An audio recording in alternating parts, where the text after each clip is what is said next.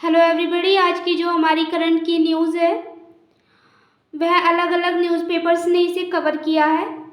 खबर है, इस बांग्लादेशी एयरबेस को रिवाइव कर रहा है चीन। चिकन नेक कॉरिडोर के है करीब और भारत के लिए क्यों है खतरा। खबर क्या है? खबर है, बांग्लादेश के द्वितीय विश्व युद्ध के एयरबेस को पुनर्जीवित करने की कोशिश में है चीन। 1931 में अंग्रेजों द्वारा करवाया गया था निर्माण और भारत के लिए यह भविष्य में चुनौती बन सकता है। चर्चा में क्यों है? एक निष्क्रिय एयरबेस को भारत के महत्वपूर्ण सिलीगुड़ी गलियारा से कुछ ही किलोमीटर की यह जो एयरबेस है, भारत जो सिलीगुड़ी गलियारा है भारत का कुछ ही किलोमीटर की दूरी पर है। इस पर फिर से गतिविधि देखी जा रही है जिसमें कथित तौर पर चीन की दिलचस्पी भी शामिल है।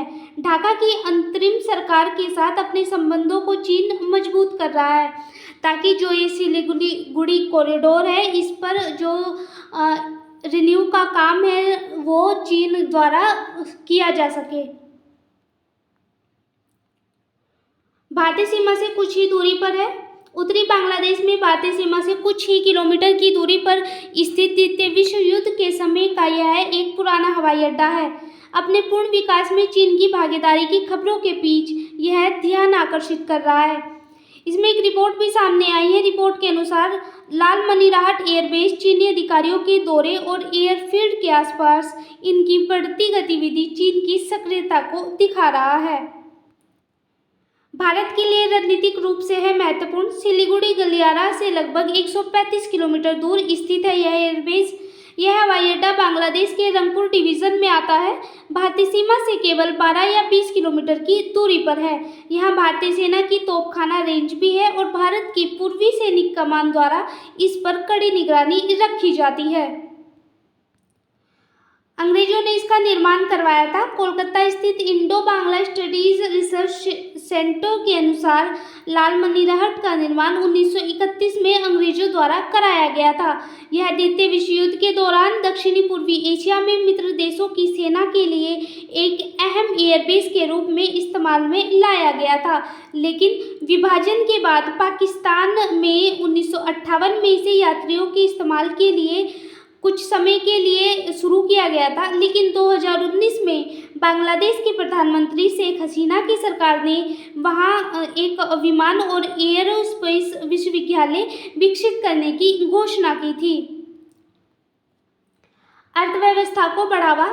जो हाल ही में बांग्लादेश सरकार है, अंतरिम सरकार है, वहां की मोहम्मद यूनिस के नेतृत्व वाली अंतिम सरकार ने अर्थव्यवस्था को बढ़ावा देने के लिए लाल मनीराहट और 5 अन्य ब्रिटिश जमाने के हवाई अड्डे को पुनः जीवित करने का प्रस्ताव रखा है। और यह प्रस्ताव, अगर इसमें चीन की भागीदारी देखी जा रही है तो जो मोहम्मद यूनुस की जो सरकार है उसने चीन के सामने इस प्रस्ताव को रखा है। इसमें अन्य हवाई अड्डों को भी पुनर्जीवित करने का प्रस्ताव है, जैसे ईश्वरदी ठाकुर जो ईश्वरदी हवाई अड्डा है या फिर ठाकुरगांव हवाई अड्डा है, शमशेर नगर और बोगरा भी इसमें शामिल है, जिसे पुनर्जीवित करने का प्रस्ताव जो मोहम्मद यूनुस की सरकार है उसने चीन के सामने रखा है।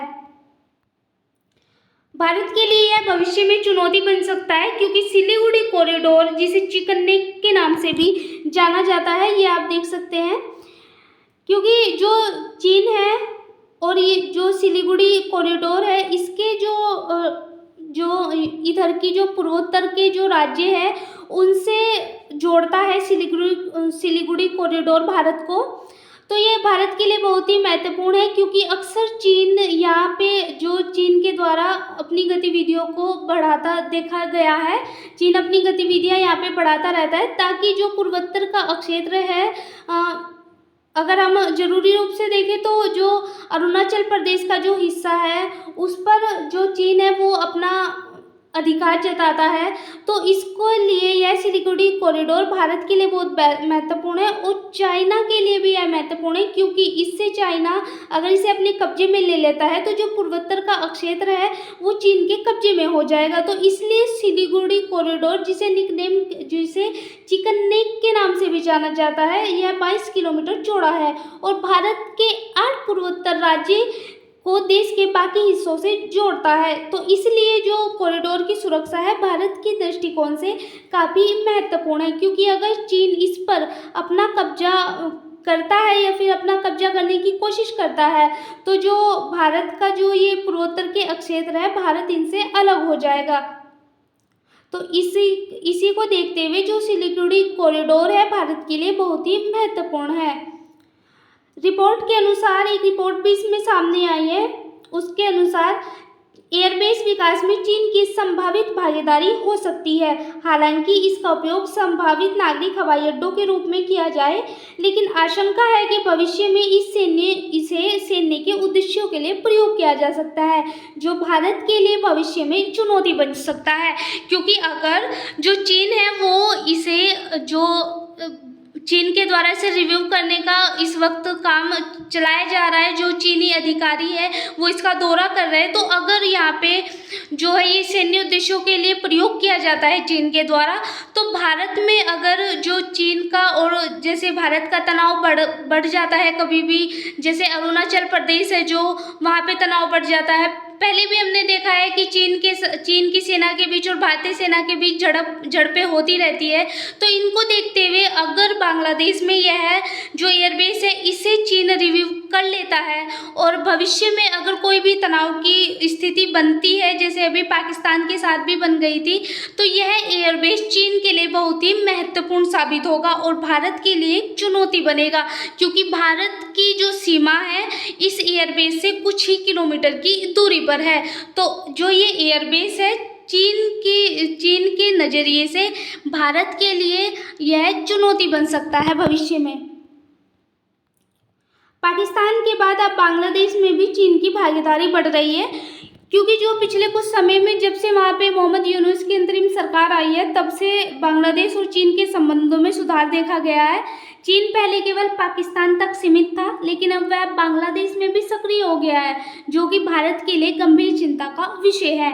बांग्लादेश में चीन का प्रभाव केवल सैन्य स्तर तक ही सीमित नहीं है, बल्कि इसमें अब आर्थिक परियोजनाएं भी अब शामिल हो गई है। क्योंकि यहाँ पे अगर हम रिपोर्ट्स की बात करें तो जो रिपोर्ट सामने आई है उसके अनुसार यहाँ पर चीनी कंपनियां हैं, रंगपुर के पास अपने कारखाने इसने स्थापित किए हैं। जो चीनी कंपनियां हैं वो अपने कारखाने स्थापित कर रही है, सौर ऊर्जा प्लांट का निर्माण कर रही है और साथ ही सैटेलाइट सिटी बसाने की योजना भी चीन के द्वारा बनाई जा रही है। तो यहाँ पे जो आज की हमारी ये जो न्यूज़ थी उस जो बहुत इम्पोर्टेंट न्यूज़ थी, क्योंकि जो चीन है उसकी अब तक वो पाकिस्तान को, अभी भी हमने देखा पाकिस्तान और भारत के तनाव के बीच उसने पाकिस्तान को भी जो उपग्रह भी उसने दिए सैटेलाइट के द्वारा। भारत की जो खुफिया एजेंसीज की जो खबरें थी वो पाकिस्तान खुफिया एजेंसीज तक पहुंचाई। जो यहाँ के सैन्य हथियारों की जो रडार थे उनकी जो खुफिया एजेंसीज तक पाकिस्तान की उसने वो भी खबरें पहुंचाई है। तो जब वो पाकिस्तान की मदद भी कर रहा था अब तक चीन, और पाकिस्तान का जो नज़रिया था जो पाकिस्तान में भी इसने अपनी कई फैक्ट्रियाँ स्थापित की है और अब बांग्लादेश में भी है वो ही कर रहा है। क्योंकि अगर भविष्य में बांग्लादेश के साथ तनाव बढ़ता है या फिर चीन के भी साथ तनाव बढ़ता है तो जो यह एयरबेस है जिसे ये बांग्लादेश में रिव्यू कर रहा है, तो ये बहुत बड़ी चुनौती भविष्य में भारत के लिए बन सकता है। तो ये आज की हमारी करंट की न्यूज़ थी। Thank you so much.